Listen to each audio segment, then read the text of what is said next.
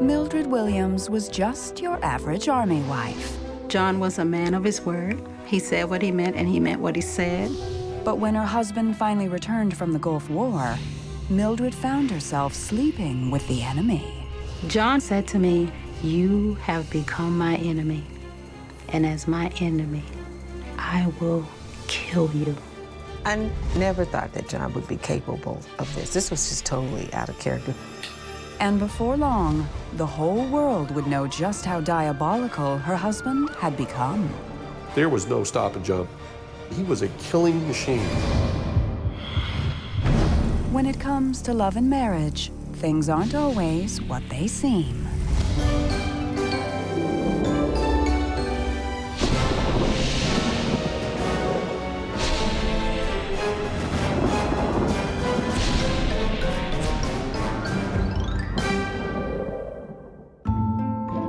Mildred Green was raised by a single mother and never knew her father. So when it came to choosing the right man, her mother gave her strong words of advice. What she did say is that you should find a man who says what he means and means what he says. Make sure that he is a man of his word. And on a balmy September day in 1983, Mildred did just that. She was out with a girlfriend when she met John Williams, a charming man of his word. He was really attractive because he had a beautiful smile. And he said, "I'm John, what are you doing tonight?" Mildred and John had their first date that very evening. We spent 3 hours just talking. And he ended up saying, "Are you seeing anybody?" And I said, "No, I'm just waiting for the right man to come along." And he said, "Well, you just met him." I was like, wow. The couple dated exclusively for 2 years until John, who was in the Army Reserves, was called up to serve at the Army base in Fort Lewis, Washington. But only a month after his departure, John couldn't get Mildred out of his mind.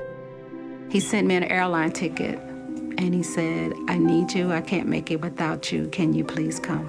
And so I told my mom, I said, "Gotta go, Mom."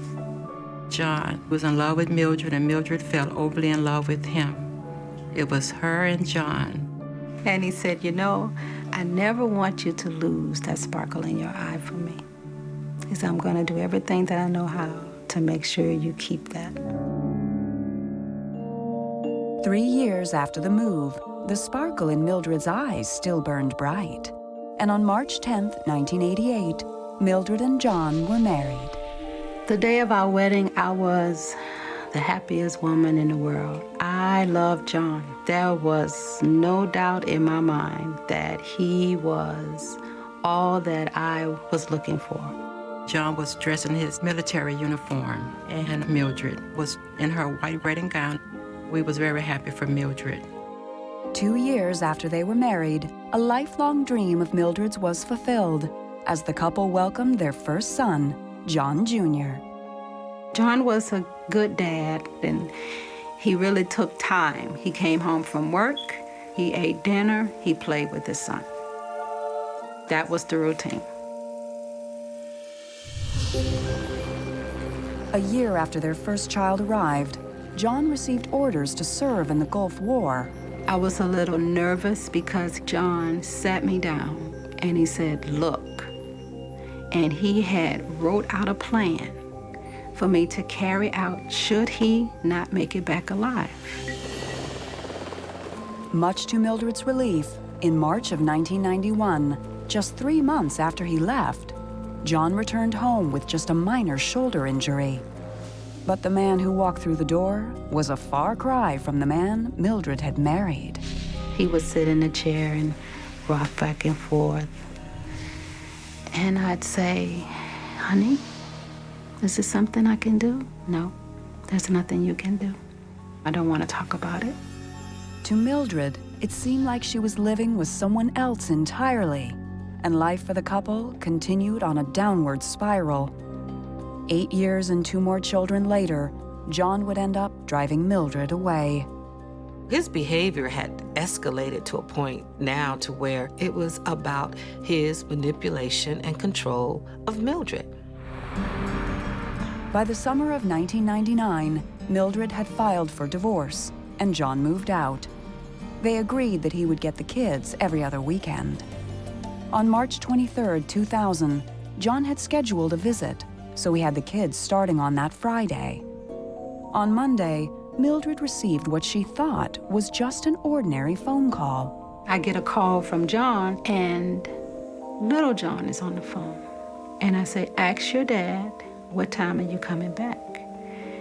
He said, tell her we'll be back in an hour. I said, okay. So 8:30, right? He said, yes, ma'am.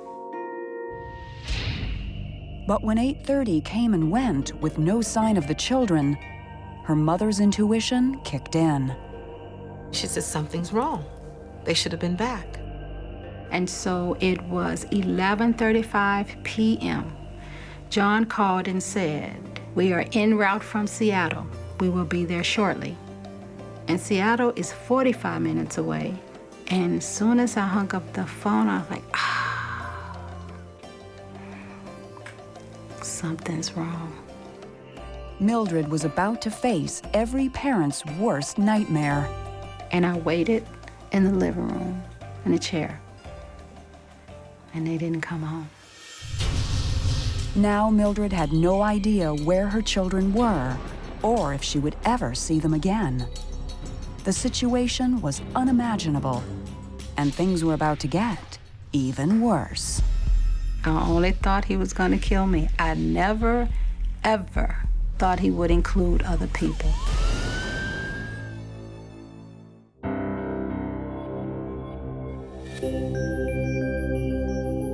In March of 1991, 9 years before her husband would kidnap their own children, Mildred Williams was a faithful Army wife with a young son and a husband who just returned from the Gulf War. John was very angry. His outlook on life had changed. But it didn't change for the better. After months with no improvement, Mildred suspected that John might be suffering from post-traumatic stress. He had no psychological prepping when he returned, nor was he debriefed. And so I felt that what I needed to do is just try to understand him better and help him the best that I can. Together, the couple began studying the teachings of Islam, even changing their last name to Muhammad. But John's behavior grew more and more bizarre. The more I tried to understand him, the more he felt like I was his enemy. John began riding a black bicycle late at night, carrying a rifle, but refused to tell Mildred why. And I said, "Are you gonna tell me what's going on?" He said, "No." Then he was like, "You're asking too many questions." She was scared because she didn't know what John would do. It didn't take long for John's strange behavior to affect his military career, and in the spring of 1994, he was honorably discharged. Now in need of a new career, John turned his love of fixing cars into a new enterprise. John could fix cars. I knew paperwork. Before long, business at their home car repair shop was booming, and at last, things seemed to be on the upswing. Until one day, when Mildred got a call from a female customer lodging a disturbing complaint. She said that your head mechanic, John, is propositioning me to have sex with him in order for him to repair my car. I said, "Yes, ma'am. I will handle it." When she did approach John, he denied it. But it was too late. After years of standing by her husband, this time Mildred had reached her limit. As time went on, more women came up in that way. And so July of 1999, I asked John for a divorce. And that is when things began to escalate in terms of his emotional abuse. In September of 1999, John moved out, but he did not take the separation lightly. Instead, his behavior went from bizarre to terrifying. He would come in the middle of the night and stand over me and I could feel his presence. And I had to open my eye to a slither so I can watch him walk from one side of the bed to the other, and then he would leave. Fearing for her life, Mildred was forced to take out a restraining order. And when she did, John went over the edge. And he says, I am not going to let you raise my children on your own. You have become my enemy. And as my enemy, I will kill you. Mildred knew John was a man of his word. But before he would attempt to make good on his threat, John would take away the thing Mildred loved most. And he'd take others down with them. Her worst fears were now starting to unfold.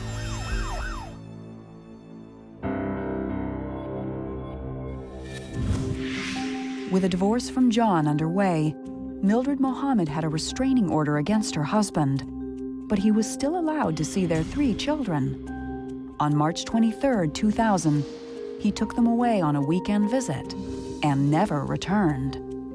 Every moment was a hard moment when my children were gone. I had to stop living day by day, which was reduced to minute by minute. The life had been sucked out of me. I just thought maybe John took the children for a while and would bring them back. But as days kept passing and weeks kept passing and months kept passing, then we was very alarmed. It was all too much for Mildred to bear. She quit eating. She just did not have an appetite. Weight loss, hair falling out. I could see the toll it was taking on her physically, and she was dying inside. Finally, on August 31, 2001, 18 months after John and the children disappeared, Mildred got the phone call she'd been waiting for. Yes, how are you? The detective called and he said, Miss Muhammad? I was like, yes, sir. He said, we got your children. Oh, I dropped the phone. I started screaming and running up and down the stairs. Then Mildred heard the voices that she'd been missing for so long. So Selena gets on the phone and she says, hey, Mommy, guess what? I said, what? She says, I'm 9 years old. I said, I know that. How you doing? She said, I'm good. John had been living in Antigua for a year and a half with the kids and had changed their names. But when he returned to the United States, the law finally caught up with him. John went to social services to apply for food stamps and cash. They did a cross-reference on the children's names and found out that they were kidnapped. And so they arrested him. We were so excited. The day that we had hoped and prayed for had finally came. The nightmare may have ended, but since there was no formal custody arranged between them, Mildred couldn't pursue any charges against John that carried jail time. My hands were totally tied because we did not have a parenting plan, and he is their father. There was only one thing Mildred could do. She went to court. And the judge says, John, she will get custody of the children. So here's this document you need to sign. John signed the document and threw it back at the court. And he storms out the courtroom. At this point, we knew that whatever he was capable of, the battle was on. The very next morning, fearing John's revenge, Mildred took her children and fled to her sister's house in Maryland. Once there, she was barely able to catch her breath. Coming to Maryland did not diminish the possibility that John was going to find me. Because, see, John was going to kill me. John was in the military. John knew how to track.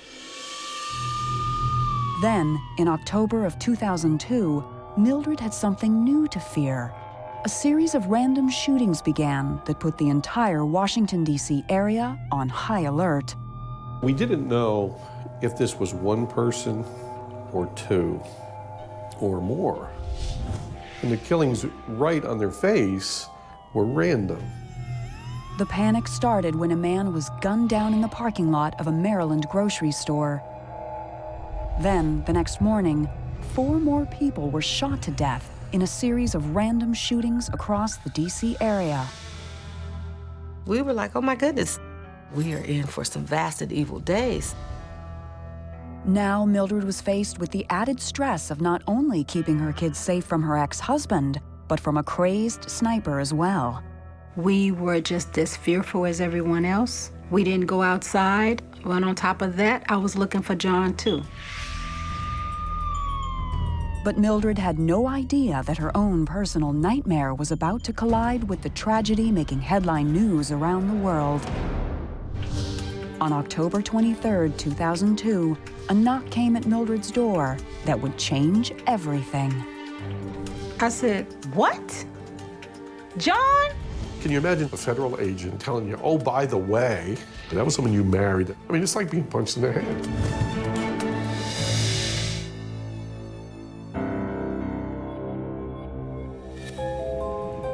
In October of 2002, Mildred Muhammad was one of thousands of residents who watched in horror as news reports of the DC sniper continued. In less than a month, a total of 10 people were brutally gunned down, and police were working day and night to stop the rampage. My fear for John was more heightened than my fear for the sniper, because I knew John was going to get me, but the sniper was a random thing. It could be anybody. After 3 weeks of round-the-clock investigations, authorities were about to publicly announce the names of the suspects. But first, they had one last stop to make. October 23rd, just as we were sitting down to eat, there was a knock on the door. It was agents from the ATF, and they had arrived with some unthinkable news for Mildred. We're going to name your ex-husband, John Muhammad, as the sniper. I said, "What? John?" Can you imagine someone coming in, a federal agent, and telling you, oh, by the way, that was someone you married, that's the father of your children? I mean, it's like being punched in the head. Police informed Mildred that John had carried out the killings with a 16-year-old boy named Leeboyd Malvo. John befriended Malvo while he was in Antigua with the children. Muhammad dominated that duo, and he was the calculating, diabolical influencer. Muhammad and Malvo began their rampage in Washington state and then drove cross-country, allegedly murdering people along the way until they reached D.C. to carry out the rest of their deadly plan. I only thought he was going to kill me. I never, ever thought he would include other people. It was a shock. We could not believe John would kill someone. And police had reason to suspect that John had one clear objective behind his killing spree: Mildred. The theory was that he was going to make my murder look like a random shooting so that the evidence would not point back to him. Then he would come in as the grieving father to claim the children. In John's quest to murder his ex-wife, he shot and killed 10 innocent people and severely wounded 3. Of all the places that they could have went, in the United States, in Canada, in Mexico, they went to Montgomery County, Maryland, for one reason: revenge. And that's the revenge against Mildred. On October 24, 2002, John Muhammad and Leeboyd Malvo were finally arrested. Authorities had matched a fingerprint from one of the crimes to Malvo and had positively identified Muhammad after a phone tip. There was no humanity in John Muhammad. There was no humanity. He's a killing machine. He would have kept killing. 1 year after the shootings, John Muhammad was found guilty of capital murder, conspiracy, and firearms charges. Malvo was also found guilty of murder, terrorism, and unlawful use of a firearm. Of all the killers that I've seen in my career of 36 years in law enforcement, Muhammad stands out, I think, as a guy who's an ice cold-blooded killer. Mildred no longer fears for her life, but she still feels the sting of being the ex-wife of the DC sniper. People blamed me and my children. And they felt that if I would have stayed with John, then he just would have killed me. And no matter how many years pass since the tragedy, Mildred will never forget all the victims that died at the hands of her ex-husband. She did feel guilty. And she cried to me and she said, Isa, I tried to tell everybody I knew. She says, Isa, you were there, you know. And I said, you did. It was no easy feat, but today Mildred can finally say she's at peace with the past. Mildred is hitting the resume button. The children are doing well. Her life has been putting together their lives and allowing the process for them all to heal. And I think that is miraculous. It took me years to find my own voice, to stand up to what I believe, and that is the person that I am today.